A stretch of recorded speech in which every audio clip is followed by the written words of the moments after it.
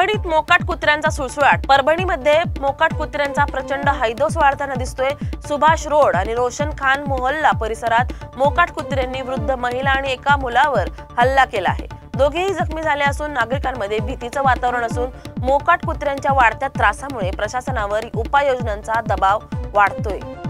मका पिकावर लष्करी अळीचा प्रादुर्भाव, शेतकरी संकटात। यंदा शेतकऱ्यांना कपाशी या पिकाला योग्य भाव मिळत नसल्याने मका या पिकाची पेरणी करण्याकडे त्यांचा कल दिसून आला आहे। परंतु धुळे तालुक्यात अतिमुसळधार पाऊस झाल्याने मका पिकावर लष्करी अळीचा प्रादुर्भाव दिसू लागला आहे। या लष्करी अळ्या मक्याची पाने खाऊ लागले असून मक्याचे उत्पन्न घटण्याची शक्यता निर्माण झाली आहे। जगातील सर्वात स्मार्ट इलेक्ट्रिक कार आता थेट मुंबईतून भारतात लॉन्च होणार आहे। ही महाराष्ट्रासाठी आणि मुंबईसाठी आनंदाची बातमी आहे। राज्यात या ईव्ही गाड्यांसाठी अनेक सवलती देण्यात आल्या आहेत।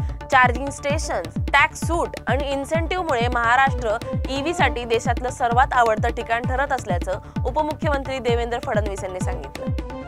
आजपासून टेस्ला व्हेइकल विक्रीला सुरुवात। आज मुंबईतील बीकेसी परिसरात मुख्यमंत्री देवेंद्र फडणवीसांच्या उपस्थितीत टेस्लाच्या शोरूमचं उद्घाटन सोहळा पार पडला।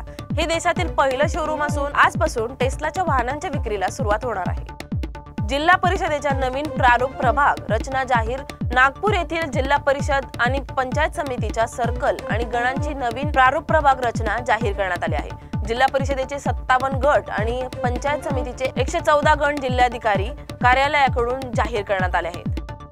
जळगावात नागरिकांचा मोर्चा। जळगावच्या दत्तनगर आणि सुनंदिनी पार्क परिसरातील नागरिकांचा संताप अखेर उफाळून आला।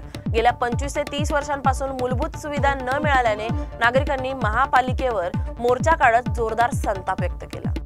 जळगाव शेतकऱ्याच्या जमिनीवरून हजारो ब्रास गौण खनिजांचं उत्खनन। जळगावात शेतकऱ्यांच्या जमिनीवर परवानगीशिवाय उत्खनन। धरणगाव तालुक्यातील फुलपाट जवळ टाकळी शिवारात शेतकरी कैलास भोळे यांच्या मालकीच्या 2 एकर जमिनीवरून हजारो ब्रास गौण खनिज चोरून काढल्याचा धक्कादायक प्रकार उघड झाला आहे।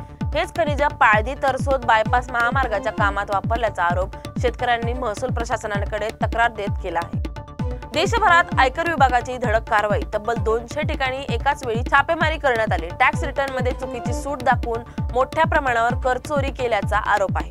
चार्टर्ड अकाउंटंट्स आणि टॅक्स प्रॅक्टिशनर्सवर कारवाई करण्यात आली असून काही ठिकाणी राजकीय देणग्यांच्या नावानेही कर चोरी केल्याचा संशय आहे। बॉम्बे स्टॉक एक्सचेंजला बॉम्बने उडवून देण्याची धमकी। बॉम्बे स्टॉक एक्सचेंजला बॉम्बने उडवून देण्याची धमकी मिळाल्याने खळबळ उडाली आहे। ही धमकी ईमेलद्वारे दिली गेली असून त्यानंतर सुरक्षा यंत्रणा तातडीने सक्रिय झाल्या। परिसरात कडेकोट बंदोबस्त तैनात करण्यात आला असून बॉम्ब स्क्वॉड, डॉग स्क्वॉड आणि स्थानिक पोलिसांनी संपूर्ण इमारतीची झडती घेतली असून धमकी फोडण्याचा गंभीर तपास सुरू आहे। सायबर क्राईम विभागही यामध्ये सक्रियपणे गुंतले आहे।